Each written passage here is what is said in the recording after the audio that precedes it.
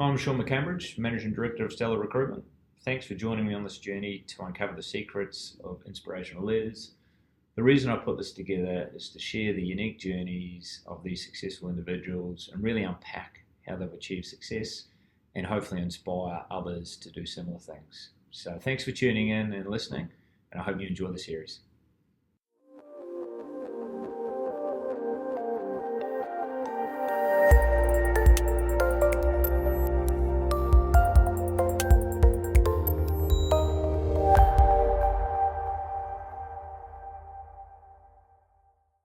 Welcome, Scott. Thanks for joining us here today and taking the time to sort of share your journey.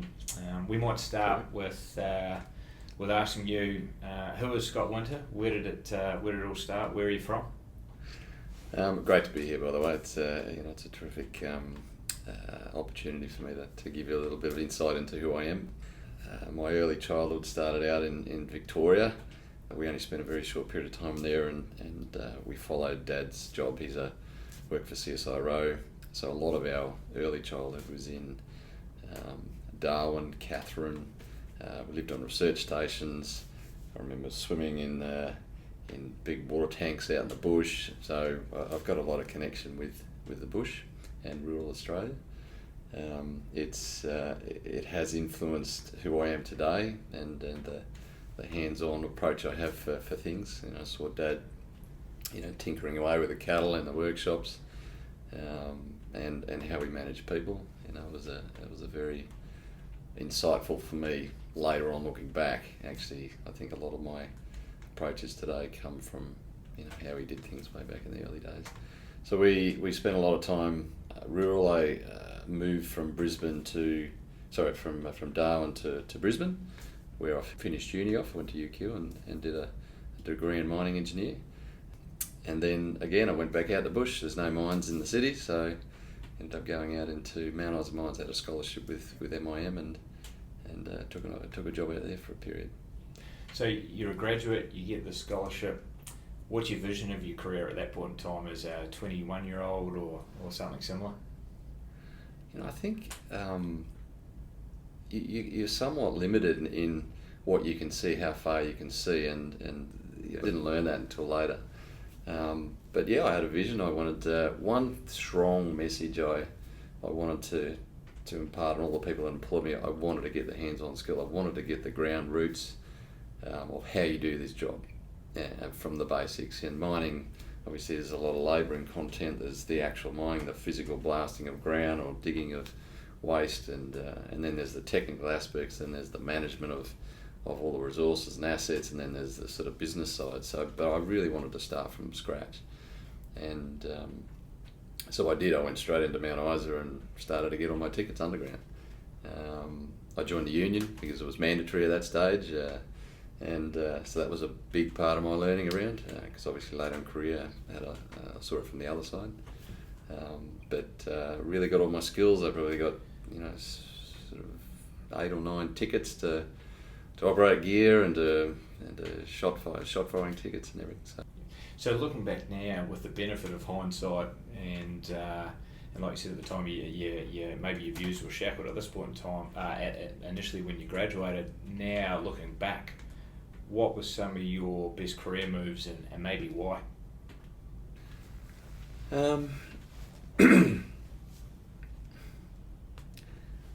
Definitely. I mean, business is about people, and I'll say that up front. That's a bit of a theme. Business is about people, so learning how to engage with people, learning how people think, learning what ticks their boxes, and how to get that discretionary effort out is the key to business. Trucks don't drive themselves, all that. There's autonomy now, but the reality is people are behind all of that. So making that step into Mount Isa Mines and saying I want to go underground and get the tickets, massive step in the career, and I really wanted to get that. I think I've moved from there into BHP, into Australia Coal. That was a family reason for moving across, or I would have stayed at Mount Isa. But again, I sought to try and get to the field as well.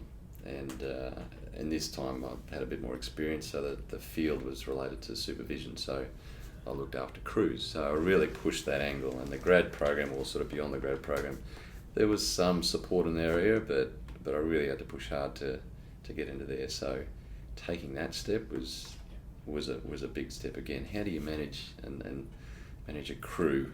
You know, at one stage I had the worst crew, like renowned in the mine as the worst crew. You got B crew mining, and see if you can make them perform. And yeah, we had some fun and got some records, and so that was a big step, because it really gave me that insight into people. That was a BHP experience, big sort of bureaucratic organisation. So again, looking forward, I had to this desire to be more in control of the destiny, and I wanted to see decisions happen quicker, and how I could affect change faster, because I was just impatient as all hell. And saw an opportunity with TEAS, the organisation. It was a step up into a sort of a senior sort of position, and got into that organisation. And I tell you, the early days in TEAS really showed me what it was like to make decisions and affect change. You know, if you wanted a new dozer because you could see it generating some money, or we needed the resource, it was there in 3 days.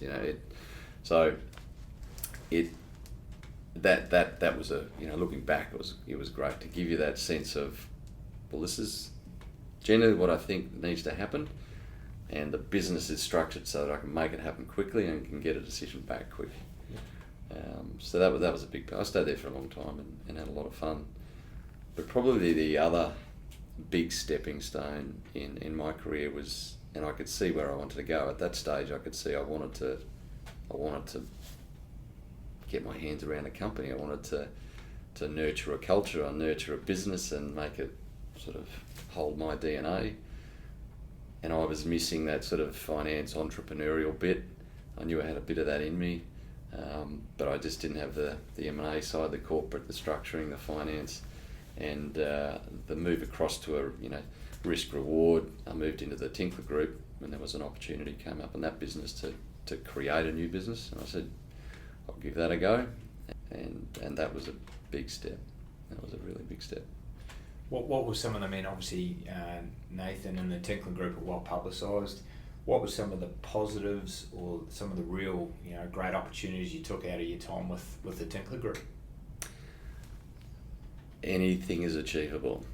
Really, you just have to take that achievement. And you know what? If you follow a path and you get to the end and there's a roadblock, or there's a dead end, you go, well, I gave that a go, and I'll just go back and try another path. People listen to people that are passionate and that have got the knowledge behind them and don't bullshit them. So the big takeaways is anything can happen if you just put your mind to it and have a go, and don't be scared to fail. And along the way, you're going to pick up all of these new tips and hints, so that next time you're actually improved. I mean, I knew nothing about financing and structuring when I entered Tinkler Group, and when I left, I had such a big, broad exposure to it that, I'm not a finance corporate banker or anything, but I tell you, I can learn I can speak the language.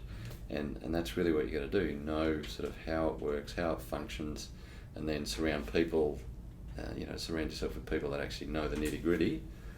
We can get in there. So that was a big takeaway. And really that's where relationships and connections started to see the importance, connecting with people in different jurisdictions and different functions.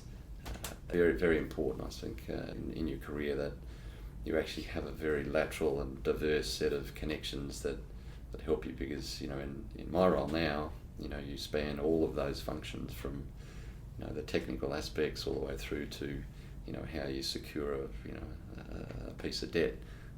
All of those require a connection and a different skill set. So relationships, forming those relationships along the way is very important, and building their trust. You talk about the consciousness of building your knowledge from the ground up at Mount Isa Mines. You talk about the importance of leading crews and people management, and your time with BHP Coal. then you took the opportunity to maybe step up with TEAS, and then you talk about the entrepreneurial, maybe financial aspects of the opportunity that presented with Tinkler Group. Were these conscious moves, or were they moves that were prompted by a mentor, or was it simply opportunity knocked and it kind of fit? It really fitted the vision of where you were looking to go ultimately in terms of trying to get the opportunity to run a company? It all fit. You don't get somewhere with just by pure luck. I really don't think that's the case. You plan where you want to go, but you revise that plan all the way along based on what you've got, what you get, and what you think you can achieve. So, I'm a big believer of always having this sort of bubble of 5-year plan sitting ahead of you, and thinking about, well, what's in that? And I think in every aspect, I achieved what I wanted at the end of 5 years within that period, because you sort of think it's too hard, but the reality is that so much more in people than you think. If people are empowered, and I think I was along the way empowered to do things a bit beyond, you achieve things. I think I had a registered manager's ticket, before I was 25, which, quite early. I think it was very early, and I saw that being a sort of 25 to 30 thing. I went, geez, what do I do now? I mean, so there's been instances along that path where you've got to a position that says, I need to look at this horizon planning, the 5-year plan, and see, right, what's the next thing. So, for example, the jump across into Tinkler was a gap I saw, and I wasn't going to get it where I was going forward in the TEAS group. And, I mean, great business and everything, and that was a big decision to move, but I needed something extra to fill the gap, and I wasn't scared to go and get it. I mean, manage the risk. You've got to have a lot of support around you. Family's got to be there, because risk reward in that particular case was quite high. So it was a planned outcome for sure. And things have to fall your way sometimes, but you've always got to keep your eyes open. As soon as you sort of shut up shop and go, well, okay, now I'm happy where I am, I think that's where some of your opportunities really do slow for you. No, absolutely. I want to sort of pick up on that and take it a step further. MACH Energy and Mount Pleasant is one of the more exciting greenfields opportunities that's unravelling at the moment, and getting some great momentum. Talk to us about where that started, where that opportunity started. That started in my bedroom at my computer, thinking, wow, I can see something coming here. Talk to the family, talk to the wife, and she said, I'm supportive of you for a period, but that was a big step for her to say that, and very much appreciated. But it gave me the freedom to then go and just charge ahead and give it a go. So I started in the bedroom and knew what I wanted. I knew what would be successful based on what I'd just done. I knew the coal sector. I knew the sort of finance. I knew that there was a real desire for connecting money and sort of resources. So there was an opportunity. I just had to make sure I connected the dots and got there. So yeah, there was some rough periods at the start. But then, surrounded myself with some like-minded people that again, were keen to take a little bit of a risk and stepped up. And once you've got a little bit of momentum, things start falling your way. And it slowly grew from 1 to 5 to 2 offices, one in Brisbane and one on site that has sort of 40 staff, and we're spending money to build a combine. So it very achievable. And do you call that entrepreneurial, or do you call that sort of just calculated sort of risk and just getting on with it? I don't do the nth degree. An engineer would think that it's all about data and getting yourself absolutely comfortable, but I think there's a balance in that. I've got that to get myself generally comfortable, and then I'm not scared to make a mistake, because mistake, you just pick yourself up and sort of come back and I would take a different path. So yeah. I'm gonna jump on the back of that answer and talk about the role of intuition and how intuition has guided you as a leader. How much of an impact does that have?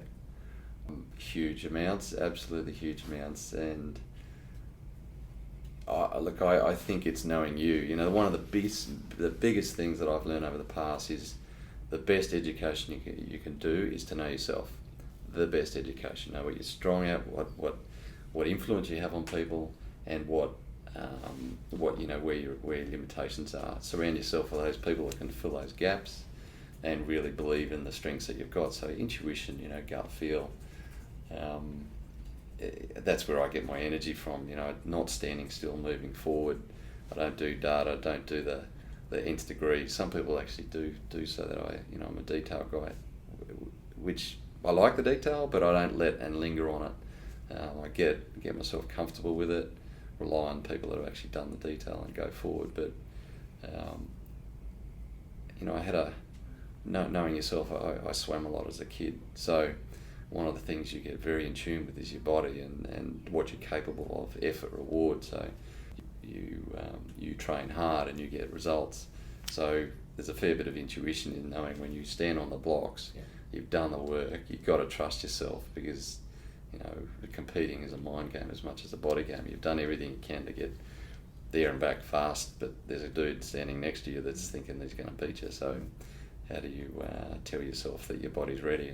And so I think that helped in my career as well. Also the intuition side of things. But I come back to that point I reiterated. Don't be scared to make a mistake.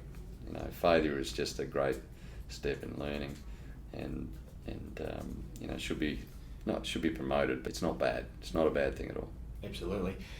Talk to us about how you've become more comfortable as a leader, because my journey, I'm sure others, is early on in your career, you've got ambitions, but maybe you haven't got always the belief or the context or the experience at that point in time.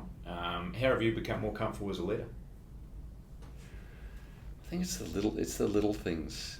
You know, I place a lot of my success on seeing the outcomes of people and interaction. Yeah, that's it. And sometimes I talk about it being the chessboard and the chess game, and sometimes you play 3 or 4 games at once. But it's the little things where you get a comment or an email back, or a comment in a hallway. You know, I got one last night. You know, absolutely brilliant. Talk to a team about how we want the team to form, and going forward, I was just generally subtle in what the message was, but I really want them to be a one team approach. And I got back a text saying, I get it. You don't want us to build a mind. You want us to build a mindset to build a mind. And you know, that in itself is an absolute win when it comes to giving you the confidence that you're doing the right things. Yeah. So it's the little things along the way that give me that, you know, that comfort that I'm doing the right thing. And again, building on that, how do you create that mindset of what's possible, executing on a concept or an idea? How do you engage people on that? Anything's possible. Anything's possible. I mean, yes, there's all the technical reasons why you can and you can't, but anything is achievable. And we chip away at things. You know, if you get caught up in the fact that there's 100 tasks to do, and you know, all these things that's standing in your way, then you know, you find yourself falling into that category of, well, you're never going to achieve all those things, but you just chip one thing away. You know, you have to portray a confidence and an energy. People pick up on that. They see you walk. If I'm up around the office and the whole office just goes down, something must be wrong. You know, well, no, this is something we don't know. He's not telling us. Or, you know, people's minds wander. Yeah. So giving people the confidence and the energy that it's all okay and we can achieve that. It's just a little hurdle.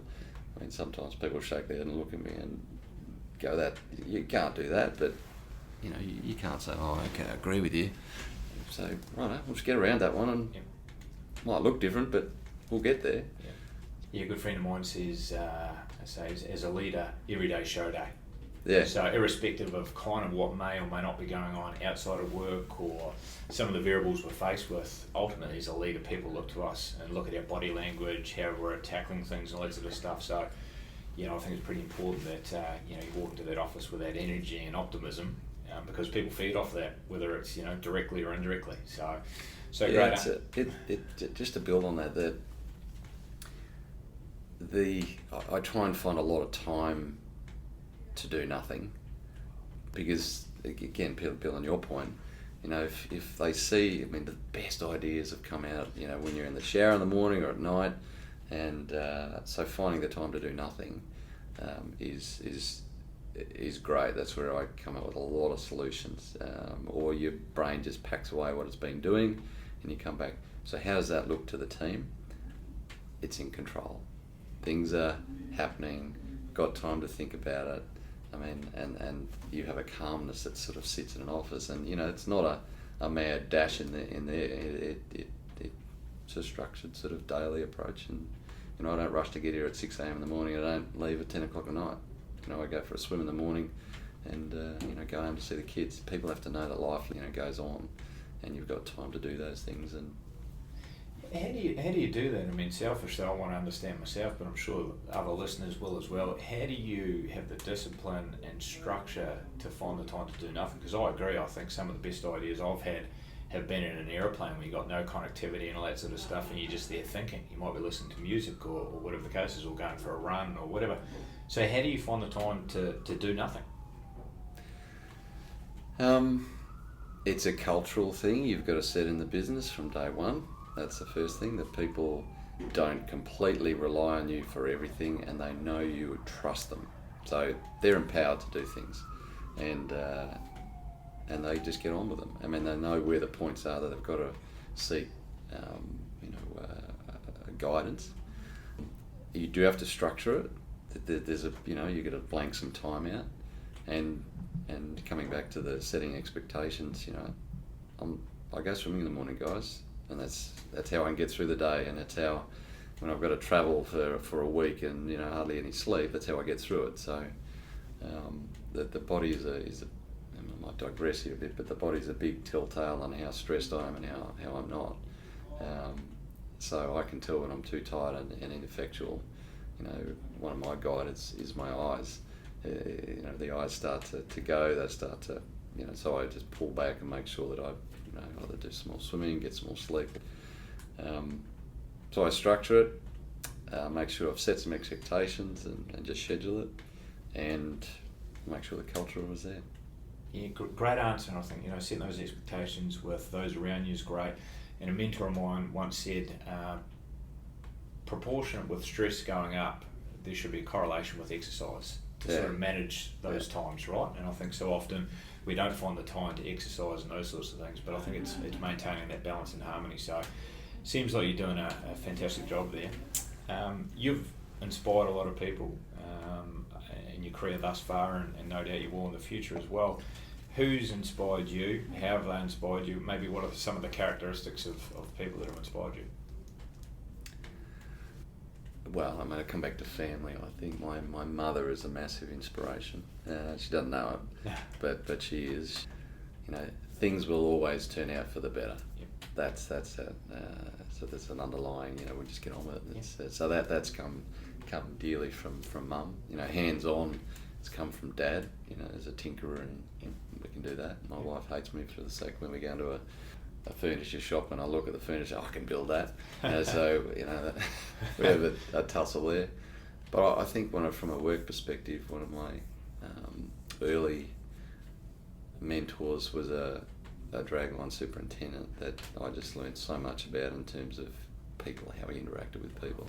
We had some of the best operating draglines. We had, we pioneered sort of 2-man from the 3-man dragline crews.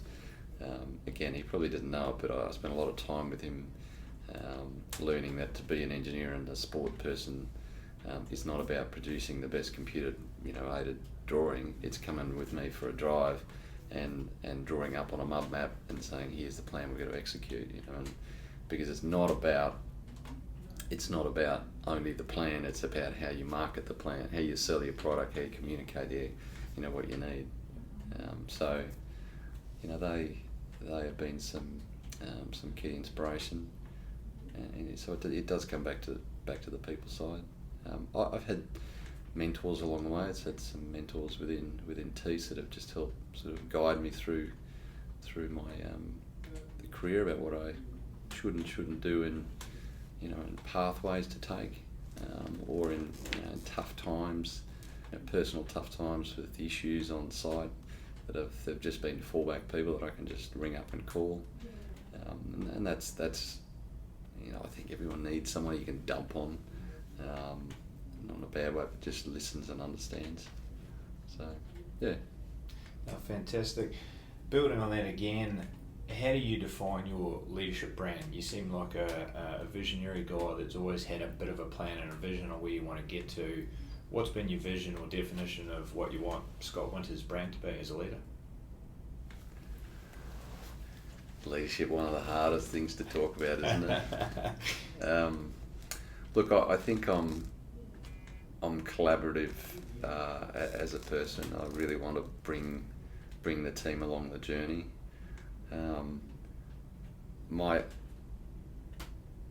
I think one of the goals I want out of leadership is for the people around me to succeed in what they're doing, and if I can achieve that through inspiration or through opportunity or through championing something, then that's a level of success I define in my leadership.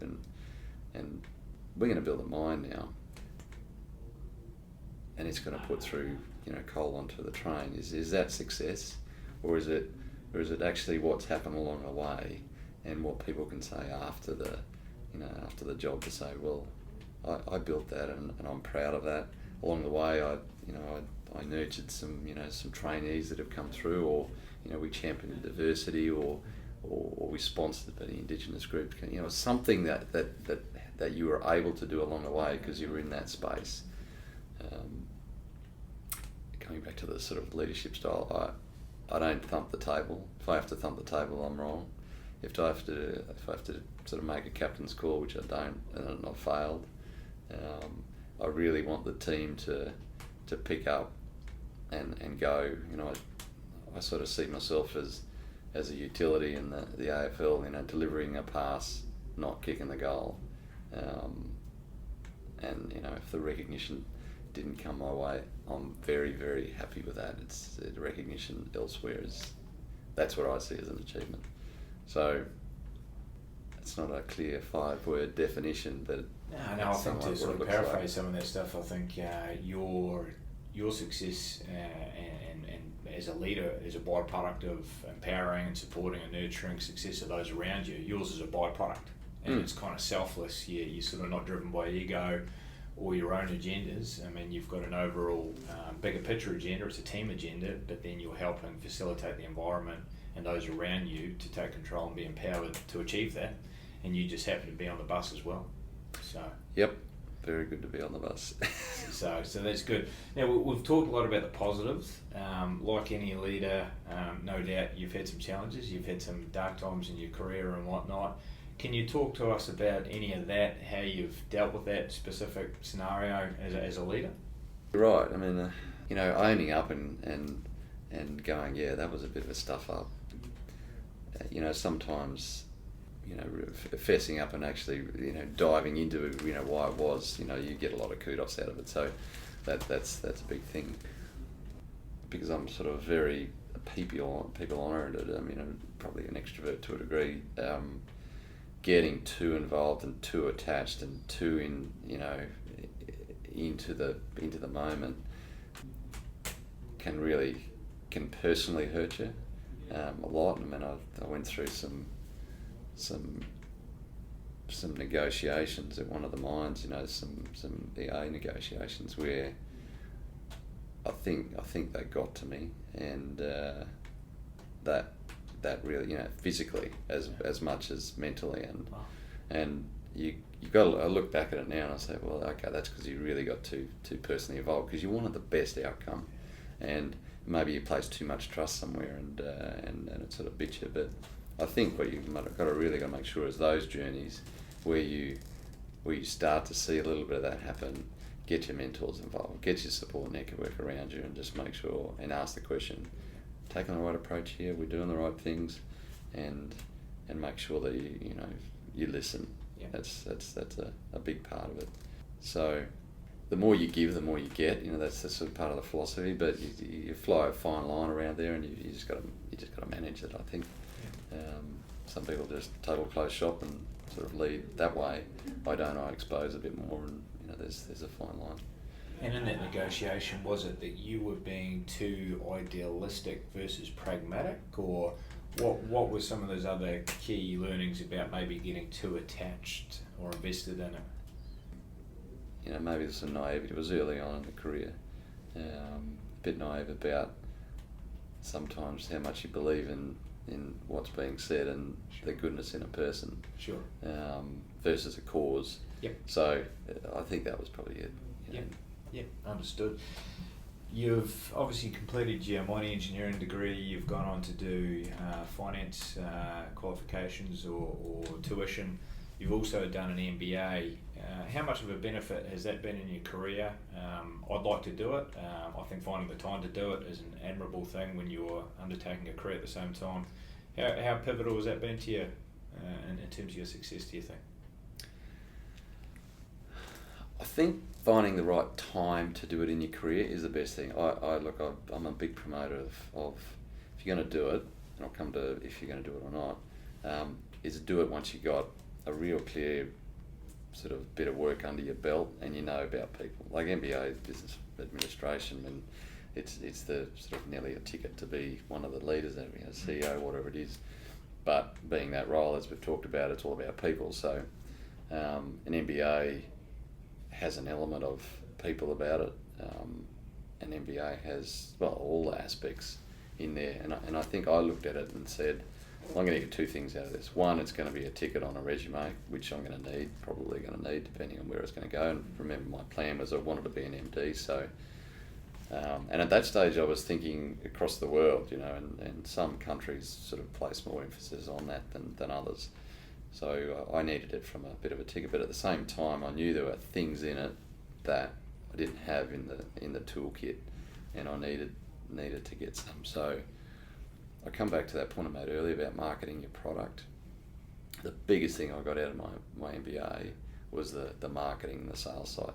Some engineers don't do that. They don't have that aspect in their career, but I come back. An engineer is the most technical and brilliant engineer is useless in a world if they can't sell their product, and their product is technical know-how and technical outcomes. If you can't communicate it, it's useless. I come back to experiences that an engineer that worked for me once and produced the best technical engineering plan, a 5 or 8 page stage plan of a dragline accessing into a new strip. And he took it down to the dragline and figured that the dragline was entered already and was sort of 3 or 4 days up the strip, so the plan was useless. Yeah. And the best plan is the one that you, as I said, you draw up on a mud map, generally shows what the principles are, and you trust that the guys actually know what they're doing because they've done it for 15, 20 years. Yeah. So marketing was a big part of the MBA that I got a lot out of. No, some good points there, and I think the overarching principle within that, and what I'm getting as a theme, is you putting that toolkit together. Yep. Whether it's the frontline leadership, the tickets, the finance exposure, those sorts of things, the marketing, you're putting your overall toolkit to enable you to be successful, and your role or your ultimate goal as an MD. It was sort of building that portfolio of skills. So I think it's a key theme or learning that I've taken out of that. You talked about swimming in the morning. You talked about creating time to do nothing so you can think and think a bit more laterally. What other rituals or practices do you adopt to get the most out of each day, or you as a leader and MD? I make sure I get a bit of time with, I won't get all of them in a day, but it's a different person in the office and on a casual basis, just to engage. Yep. Whether it's a joke or 5 minutes sort of around their desk, or let's go and have a coffee, and don't talk about anything, just listen. And because 90% of communication's listening. People need to know that you're engageable, and they can release and talk to you, because that's how you find out what's happening in a real true sense. And I place a lot of emphasis on culture, so it's the way I can keep a handle on the culture and make sure that it's not tipping out of shape. So that's a deliberate thing to stay in touch or connect with your staff, and also sort of feel the pulse of them as individuals, or maybe the culture of the business, as opposed to just running so fast you're oblivious, or maybe simply don't have time for that. I guess that's a mistake some people make, so it's good that you're deliberate in terms of making that time. It's sort of knowing what your role is. I mean, it's very difficult to figure out what your role is as you step through your career.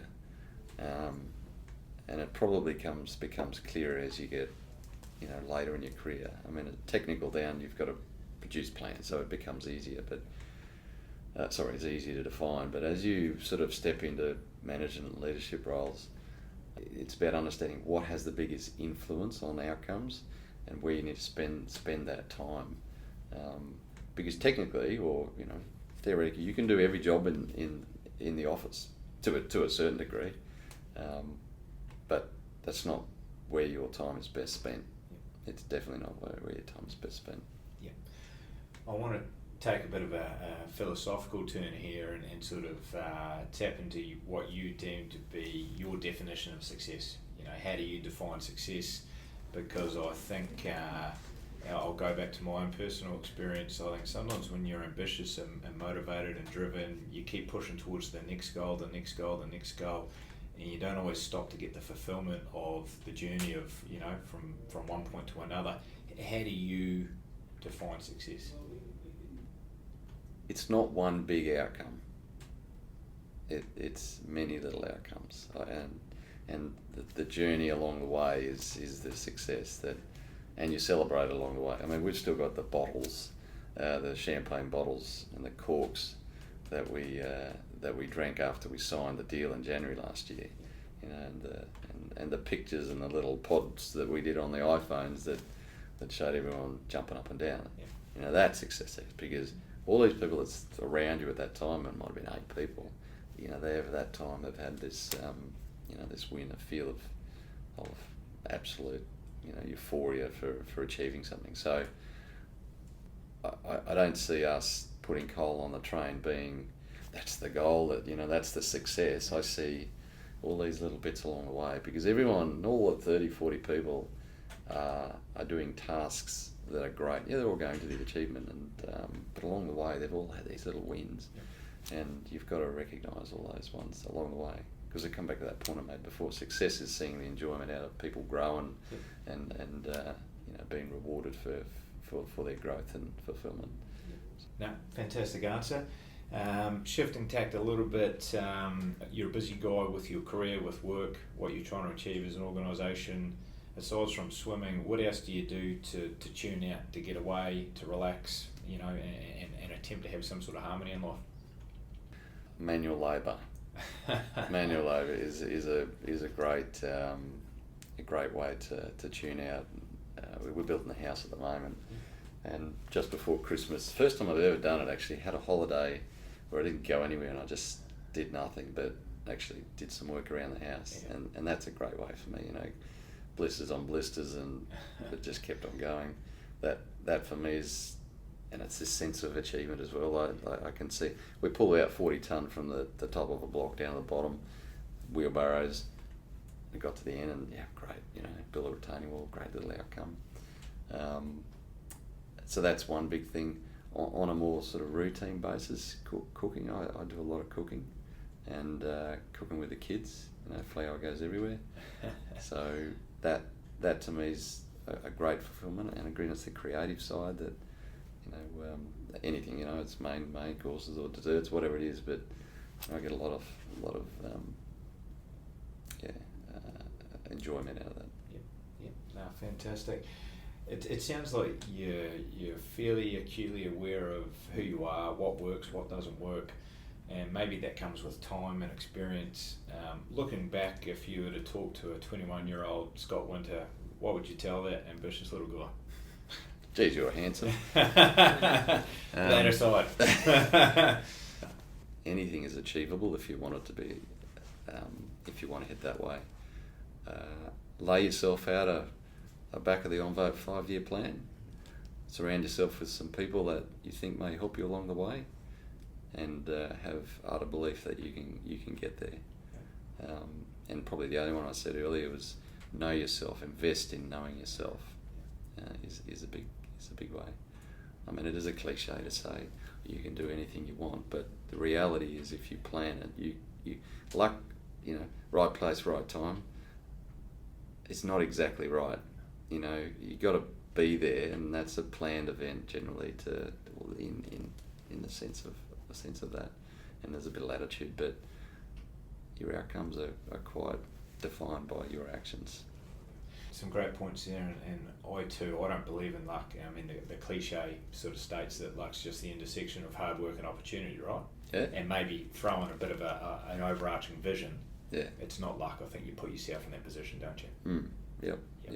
Like I did have a vision that I wanted to be in an MD role and in a business that I could create. I had that from mid-20s, and the longer the career went on, I looked at it and went, gee, it's a tough world. I mean, we did it when there was an absolute depressed resource market. God, not at the boom time. But if you don't have, some people are driven by money. I mean, I don't know how many, but that wasn't our driver. Our driver was something else, and I think that's part of the reason why we got there. So, yeah, it can be done. Fantastic. You've given a lot of tips from your journey. What other tips would you leave some of the listeners with in terms of some of the aspiring leaders out there? What other tips on leadership would you leave the audience with? I think get yourself some mentors. Believe in a mentor program, and I think that's a good thing. Step out. Getting where you want to go is hard work. Getting where you wanted to get to doesn't just happen, and you have to do a little bit extra. And you've got to surround yourself with the people that can connect you to a broader network. So that's a critical point in all of that. If you want to learn more about leadership, then do some reading. There's millions of books on leadership, and you'll get 1 point out of all of them. And what you'll find after 5 years of reading leadership books, 1 or 2 points will always resonate. And that the reason why it resonates is that it's probably your style, and you like it, and that's the way you go. So yeah, I don't want to give too many, and there's lots of points. But now, there's been plenty of great takeaways. I want to throw a little bit of a curveball at the very end. What drives Scott Winter? Why aspire to be this managing director, building a mine, everything else you've achieved? What drives you? I've had to think of this recently because what's in front of me now is growth. We're sort of at a point where momentum is building, and to a point where the mine's going to get built, and I'm thinking about what's the next thing. So what drives me to do that? I think a challenge. The body just loves the challenge.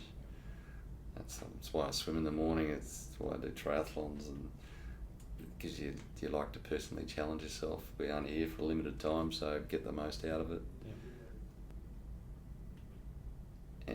And I think now, and I'm not going to have all the right answers because I'm really trying to explore it now, is we're in a position to really affect change and have an ability to do it because we're nimble and we can make those decisions. So being able to champion a cause, being able to affect a change that needs something, what it is don't know, but we've got the ability to do it now, the resources to do it, the time and energy to do it. So that drives me. Fantastic. Look, Scott, appreciate your time. We're grateful. Some great takeaways, I believe. So grateful for your time. Congratulations on everything you've achieved thus far, and all the best with what's ahead of you and the team here at MACH. Thanks for sharing your journey. Thanks for the opportunity. It's great. Appreciate it, Shaun.